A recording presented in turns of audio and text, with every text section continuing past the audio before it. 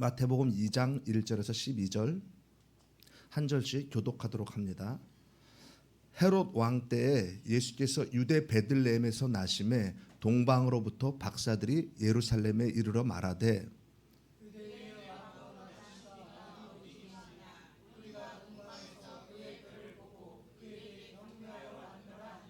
헤롯 왕과 온 예루살렘이 듣고 소동한지라.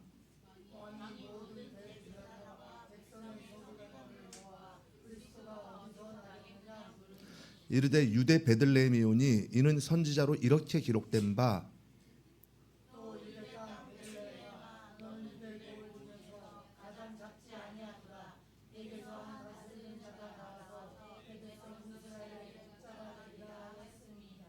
이에 헤롯이 가만히 박사들을 불러 별이 나타난 때를 자세히 묻고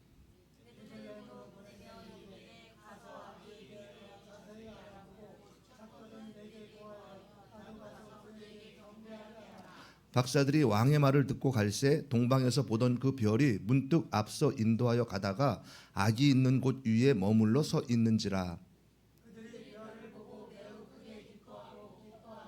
집에 들어가 아기와 그의 어머니 마리아가 함께 있는 것을 보고 엎드려 아기께 경배하고 보배압을 열어 황금과 유향과 모략을 예물로 드리니라. 그들은 꿈에 헤롯에게로 돌아가지 말라 지시하심을 받아 다른 길로 고국에 돌아가니라. 아멘. 할렐루야. 예수님은 우리의 왕이십니다. 예수님은 우리의 생명이시고 예수님은 우리의 전부이십니다. 여러분, 그 예수님을 만나면은요, 우리의 전부가 회복됩니다. 문제가 해결되고 질병이 치유되고 상한 심령이 회복되고 우리 갈 길이 보입니다. 오늘 특별히 성탄절을 맞이했어요. 우리를 위해 이 땅에 오신 예수님, 그분을 만나면요, 우리 전부 진짜 회복됩니다. 감사하고 찬양하고 영광 돌리는 그런 삶이 될 줄 믿습니다. 오늘 설교 제목은요, 같은 예수 다른 반응입니다. 오늘 말씀을 통해서 하나님이 우리의 시선을 바꾸어 주시길 바랍니다. 우리가 생각하는 왕의 모습, 우리가 생각하는 예배의 모습, 우리가 생각하는 헌신 예물의 의미를 하나님이 뒤집어 주실 것입니다.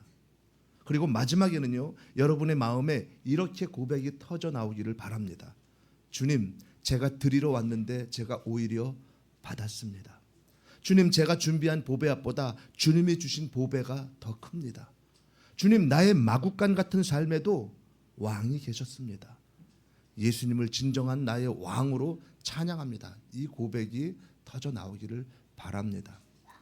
사랑하는 여러분, 오늘 본문 보니까 동방의 박사들은요, 이제 별을 보고 움직였어요. 여기서 동방은요, 바벨론일 가능성이 큽니다. 바벨론은요, 이스라엘 그 디아스포라가 많았고, 이유는요, 이 바벨론 포로 당시에 귀환하지 못한 그 유대인의 후손들이 많이 살았습니다. 그 지역에. 그곳 유대인들에게 메시아 얘기를 들었을 것입니다. 당시 그들이 동방 박사들이 이렇게 올 때요, 그냥 성경은 예루살렘으로 왔다 그러는데 많은 수행원과 또 호위병들이 있었음을 우리가 알 수 있습니다. 바벨론에서 예루살렘까지의 거리가요, 약 1288km예요. 그러니까 하루 종일 걸어도 약 32km 정도 걸어야 돼요. 그러려면은 아마 한 40일 이상, 2달 가까이 걸렸을 것입니다. 그런데 이 동방 박사들은요, 자기 동네에도 별은 많았을 거예요. 별은 많죠, 당연히 어디나. 늘 보던 별입니다. 그러던 어느 날 그 별들 가운데 유난히 다른 별 하나가 떠오르는 거예요. 반짝임이 달라요. 그리고 마음이 흔드는 별. 야, 저건 그냥 별이 아니다라고 말하게 만드는 그런 별입니다. 이 사람들이 점성가인 줄은 모르지만 이 사람들이 보기에 저건 특별한 별입니다. 야, 왕이 태어났나 보다. 이 보통 왕이 아니라 어마어마한 왕이 태어났나 보다. 너무 다른 별이니까. 그래서 그들은 말합니다. 우리가 경배하러 가자. 여러분, 이것이 예배의 출발입니다. 예배는요, 나를 위한 시간이기 전에 왕을 찾아가는 걸음입니다. 예배는 분위기가 아니라 왕 앞에 엎드리는 사건입니다. 그런데 여기서부터 오늘 말씀의 첫 번째 충돌이 시작되는 거예요. 동방 박사들이 많은 수행원들과 몇 달을 걸쳐서 먼 길을 와서 예루살렘에 이르러 왕을 찾습니다. 뭐라고 말해요? 성경은요. 유대인의 왕으로 나시니가 어디 계시냐? 우리가 동방에서 그의 별을 보고 그에게 경배하러 왔노라. 그러자 어떤 반응이 일어납니까? 어떤 반응이요? 한번 볼까요? 마태복음 2장 3절 다 함께 한번 읽어보죠. 시작. 헤롯 왕과 온 예루살렘이 듣고 소동한지라. 소동. 여러분 참 이상합니다. 한쪽은 경배하러 왔다고 하고 한쪽은 지금 소동합니다. 왜 똑같은 소식을 듣고 반응이 정반대입니까? 이유는 간단합니다. 예수님을 왕으로 만나면 기쁨이 오고, 그리고 예수님을 왕으로 만나지 못하면 두려움이 옵니다. 당시 헤롯 왕이 있어요. 이 헤롯에게 왕의 탄생은요, 복음이 아니라 위협입니다. 위협. 왜요? 헤롯의 왕자를 흔드는 그 소식이기 때문이에요. 아니, 왕이 났다니, 나 말고 누가 유대 땅에 왕이 났단 말이야. 사랑하는 여러분, 예수님이 오시면 모두가 기뻐할 것 같죠? 그런데 아닙니다. 예수님이 오시면은요, 어떤 사람은 기뻐하고 어떤 사람은 불편해합니다. 왜냐하면요, 예수님이 오신다는 것은 결국 한 가지를 요구하기 때문이에요. 네가 왕이 아니라 내가 왕이다. 예수님은요, 우리 인생에 도움을 주시는 분으로만 오시지 않았습니다. 예수님은 왕으로 오십니다. 왕으로. 그러니 내가 내 힘으로 내 인생의 왕으로 앉아 있잖아요. 내가 중심이 돼서. 그러면 예수님이 불편한 거예요. 하지만 내 왕자에서 내려오면 예수님이 오히려 기쁨이 됩니다. 그래서 예루살렘이 소동하는 거예요. 그 도성은요, 종교도 있었고, 그리고 성전도 있었고, 제사장도 있었지만 정작 왕이 오셨을 때 소동합니다. 이게 무서운 일이에요. 예수님 소문은 아는데 예수님 경배는 없는 신앙. 말씀은 아는데 왕자는 안 내어주는 신앙. 이게 예루살렘의 소동이에요. 동방 박사들은요, 이제 예루살렘에 도착했어요. 그리고 당연히 생각했겠죠. 야, 유대인의 왕이라면 아마 큰 궁궐에서 태어나셨을 거야. 그리고 큰 기대를 하고 왔겠죠. 그런데 하나님은요, 그들의 기대를 완전히 꺾으십니다. 그 인도하던 별이 어디로 갑니까? 어디서 멈춥니까? 마구간으로 갑니다. 가난한 집으로 갑니다. 사람들이 보기에 초라한 자리로 갑니다. 여러분, 이게 복음입니다. 하나님의 아들이 오실 때 하나님은요, 가장 화려한 것을 선택하지 않으셨습니다. 지식이 있고 가진 것이 있고, 그리고 말씀을 많이 알고 기도도 많이 하고 사람들에게 인정받는 자리, 가장 편한 자리, 가장 멋진 환경을 고르지 않으셨습니다. 왜요? 예수님은요, 잘난 자의 왕으로 오신 게 아니라 죄인과 가난한 자의 왕으로, 그리고 상한 자의 왕으로, 마구간 같은 인생의 왕으로 오셨기 때문입니다. 이제 동방 박사들이요, 왕을 만나기 위해 베들레헴 마구간 안으로 이제 들어갑니다. 그런데 말 구유에 누워 계신 아기 예수를 보고 동방 박사들은 충격을 받은 거예요. 충격을. 이게 왕이야? 이거 거지 아니야 이거? 그들은요, 왕의 위엄과 권위를 상상했는데 눈앞에 있는 것은요, 말구유, 그리고 초라한 부모, 가난한 집, 사람 눈으로 보면은요, 거지같이 보이는 자리입니다. 여기서 우리의 질문이 똑같이 터집니다. 이런 곳에 어떻게 예물을 드릴 수 있나? 이런 모습에 우리가 어떻게 경배를 하냐? 내 인생 전부를 어떻게 여기다 걸 수 있냐? 여러분 한번 생각해 보십시오. 거지에게 내 전 재산을 줄 수 있습니까? 우리가 길에서 처음 만난 사람에게 내 전 재산, 내 인생의 가장 귀한 것을 이유도 없이 줄 수 있습니까? 내가 땀 흘려서 모았는데 내 미래를 담보한 것을 사람 눈에 보기에 초라한 대상에게 그냥 줄 수 있습니까? 어렵습니다. 줄 수 없어요. 왜냐하면요, 우리는 가치 있어 보이는 것에 투자하기 때문이에요. 동방 박사들은요, 지금 왕을 만난다는 큰 기대를 갖고 여기까지 왔는데 눈에 보이는 것은 거지 가족입니다. 거지들. 집도 절도 없는 노숙자 같은 그런 가족입니다. 마구간 안에 말구유가 무엇입니까? 왕이 아니라 거지입니다. 그리고 말구유에 누워 있어요. 말구유라는 것은 뭐예요? 말밥통이에요. 말이 여물을 먹는 그 여물통, 밥통입니다. 밥통. 여러분은 남이 먹던 그릇에 밥 퍼주면 먹을 수 있나요? 못 먹습니다. 현기야, 먹던 밥그릇에 밥 퍼주면 먹을 수 있어? 없대잖아요. 애들도 못 먹겠대. 더러워서. 그런데 그 말구유에 아기가 누워있고 이 아기가 왕처럼 보이겠어요? 거지도 산거지로 보이지 어떻게 왕으로 보이겠습니까? 거기에 어떻게 엎드려 절하겠습니까? 그리고 가장 귀한 예물, 자기 인생 전부를 드릴 수 있겠습니까? 이건 상식적으로나 현실적으로나 드릴 수 없습니다. 그런데 여러분, 동방 박사들은요, 그 자리에서 엎드려 경배합니다. 그리고 보배합을 엽니다. 황금과 유향과 모략을 드립니다.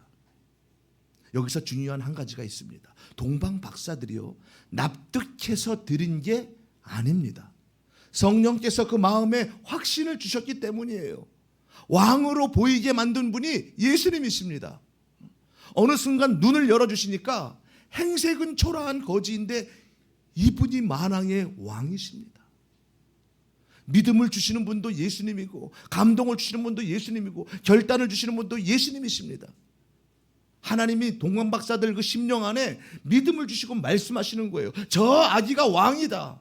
저 아기가 메시아다. 저분이 너의 인생의 왕이다. 동방 박사들이요, 아기 예수께 예물을 드리고 가슴 아파하며 돌아갔어요. 가슴 아파. 어떻게 구원자, 이 메시아가 태어나셨는데 아무도 경배하는 자가 없단 말인가? 어떻게 이런 만왕의 왕이 말구유에 누워 계신단 말인가? 동방 박사들은요, 애통해하며 갔습니다. 사랑하는 여러분, 믿음은요, 내가 만들어내는 결심이 아니라 하나님이 주시는 선물입니다. 여기서 우리가 기억해야 할 예수님의 마음이 있습니다. 예수님은 우리에게요, 보배합 받으러 오신 분이 아닙니다. 예수님은 우리를 찾으러 오신 분이에요. 예수님이 말씀하신 잃은 양 비유를 떠올려 보십시오. 100마리 양이 있는데 그런데 그 중에 한 마리를 잃어버렸어요. 그러자 어떻습니까? 목자는 99마리를 남겨두고 한 마리의 양을 찾아 나섭니다. 그 목자는요, 양에게 네가 나한테 뭘 가져와라 하지 않습니다. 목자는요, 그냥 양을 찾아서 그냥 데리고 돌아옵니다. 복음은 이것이에요. 그러니까 우리가 예수님께 뭘 드려서 구원받는 게 아니라 예수님이 우리를 찾아오셔서 구원하십니다. 그러나 동방 박사들이 진짜로 발견한 것은요, 마국간의 가난이 아니라 마국간에 임재하신 왕이에요. 그러니까 당연한 거죠, 이것은. 사랑하는 여러분, 오늘 설교의 핵심이 바로 여기입니다. 동방 박사들은 보배합을 드리러 왔어요. 그런데 실제로는 더 큰 보배를 받고 돌아갑니다. 그들이 드린 황금과 유향과 모략도 참 귀합니다. 얼마나 귀한지 몰라요. 그러나 예수님이 주시는 선물은요, 비교가 안 됩니다. 비교가 안 돼요. 구원을 주시고 영생을 주시고 하나님의 자녀 삼아 주시고 하나님과의 화목케 하셨습니다. 여러분, 이것이 복음이에요. 예수님은 받으러 오신 분이 아니라 주시러 오신 분입니다. 그래서 우리가 예수님을 모르면요, 신앙생활이 이렇게 됩니다. 내가 더 드려야 하나님이 좋아하실 거야. 내가 더 헌신해야 하나님이 나를 더 사랑하실 거야. 정성을 다해서 내가 더 잘해야 내가 믿음이 있는 거야. 그런데 복음은요, 반대입니다. 내가 너를 사랑한다. 내가 너를 구원한다. 내가 너에게 믿음을 준다. 내가 너의 왕이 된다. 동방 박사들은요, 예물은 드렸지만 실은 그 예물보다 크신 예수님 자신을 얻었습니다. 누가복음 15장에 보면요, 탕자의 비유에서 탕자인 둘째 아들이 돌아올 때요, 다 아버지의 유산을 다 날렸잖아요. 그러고선 거지가 돼가지고 돌아올 때 둘째 아들은 뭘 준비합니까? 뭘 준비해요? 돈도 없고 뭐 가지 선물 살 것도 없어요. 아무것도. 이렇게 말합니다. 품꾼의 하나로 써달라는 말. 그냥 돌아오기 미안하니까, 너무 죄송하니까 차라리 나 같은 자를, 아들이지만 품꾼의 하나로 써달라고 해야겠다. 뭔가를 드리고 다시 돌아가려는 그 마음. 그런데 아버지는 어떻게 합니까? 아들이 말도 끝내기 전에 달려가 앉습니다.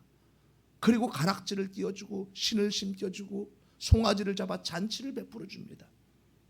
아들은 뭘 들고 간 게 아니라 아버지에게 더 큰 선물을 받습니다. 그냥. 그게 예수님의 오심이에요.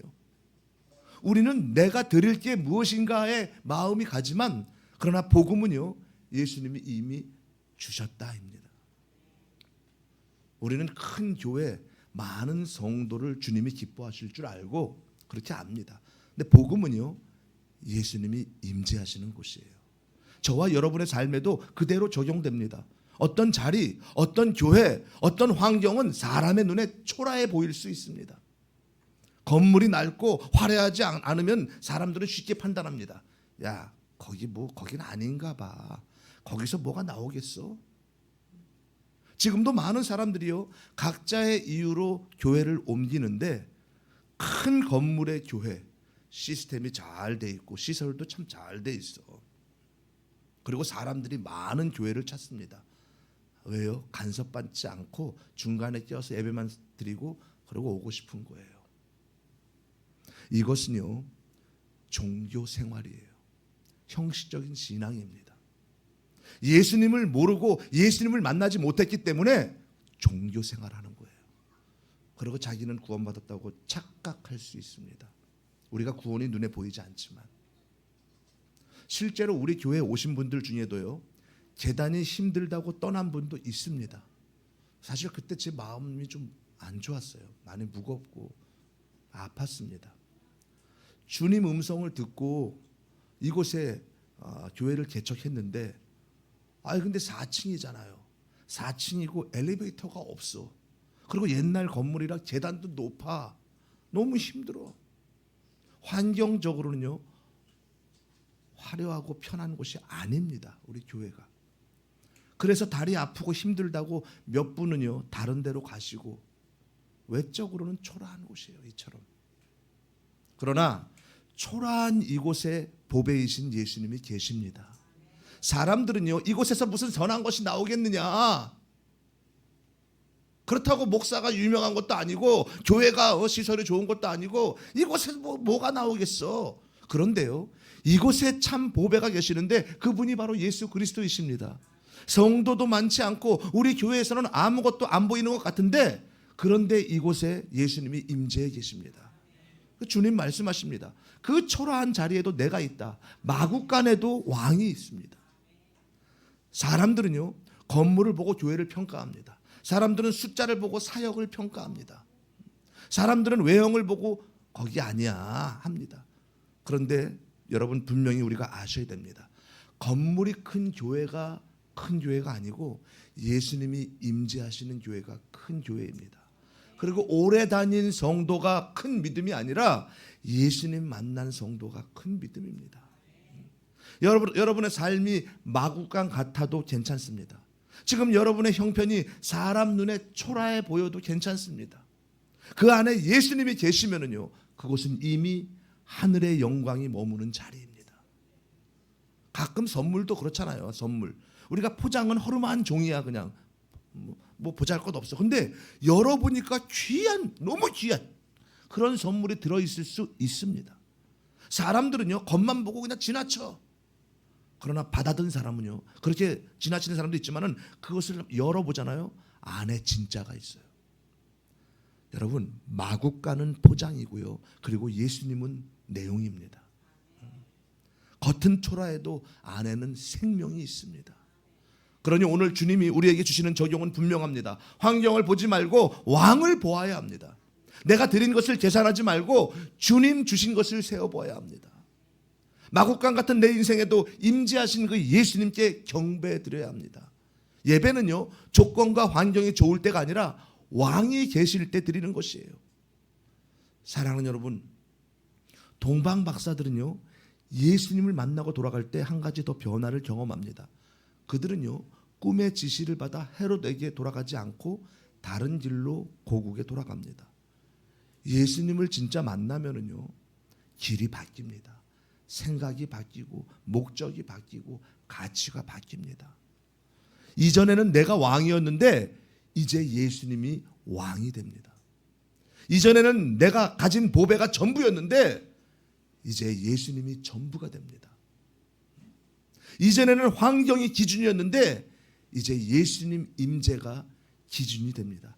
이것이 참된 기쁨이에요. 이것이 우리가 진짜 예수님을 만나면요 바뀌어야 되는 거예요. 여러분, 우리는 행복을 어디서 찾냐면요 이 땅에서 잘 되는 것이 행복이고 좋은 것으로 알고 있어요. 돈을 많이 모아야 돼. 돈을 많이 벌어놔야 나중에 노후에 잘 될 거야. 잘 살 수 있어. 성경은 분명히 기록하고 있어요. 그렇게 돈을 많이 모아서 창고에 들여놓자 그럴 때 예수님께서 꿈에 나타나셔서 네가 가진 것이, 내가 네 생명을 오늘 취하면은 네 가진 것이 다 무엇이 되겠느냐, 이 어리석은 자야. 여러분, 우리의 눈에 보이는 재물과 눈에 보이는 사람과 환경이 전부가 되는 것이 아니라, 그것이 기준이 되는 것이 아니라, 그것이 중심이 되는 것이 아니라 예수님이 전부가 되고 예수님이 기준이 되고 예수님이 중심이 되어야 됩니다. 그때 우리는요 영혼이 잘 되는 거예요. 영혼이 잘 된 같이 하는 일, 범사도 잘 되고 강건해지는 거예요. 마태복음 2장 10절에 보니까 그들이 별을 보고 매우 크게 기뻐하더라. 동방 박사들의 기쁨은요 환경 때문이 아닙니다. 그들은 왕을 만났기 때문에 기뻐하는 거예요. 사랑하는 여러분, 지금 여러분의 자리가 마구간 같습니까? 다른 사람, 우리 친구들은 저렇게 잘 사는데 나는 왜 이래? 우리 친구들은 좋은 데도 잘 다니는데, 사역도 잘하고 직장도 좋은데 나는 왜 이래? 사람들에게는 초라해 보이고 가능성이 없어 보이고 남들이 무시할 것 같습니까? 그러나 그 자리에요 예수님이 계시면은요 그곳이 천국입니다. 그곳이 영광의 자리입니다. 그곳이 왕의 자리입니다.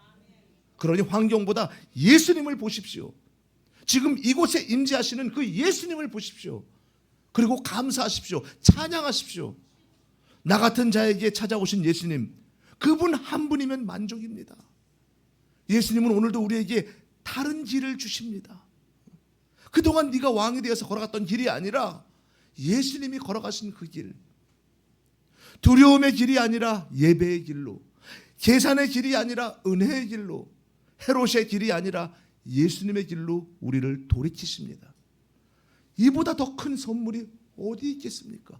이보다 더 큰 은혜가 어디 있겠습니까? 예수님이 함께 하시는데, 예수님이 내 손 붙잡아 주시는데 이보다 더 큰 복이 어디 있습니까? 그러므로 오늘 이 예배가요 동방 박사들이 드렸던 예배가 되기를 축복합니다. 주님, 제가 드리러 온 줄 알았는데 제가 오히려 주님을 받았습니다. 주님, 제 인생이 마구간 같았는데 그곳에 왕이 계셨습니다. 이 고백이 여러분의 고백이 되기를 예수님의 이름으로 축원합니다.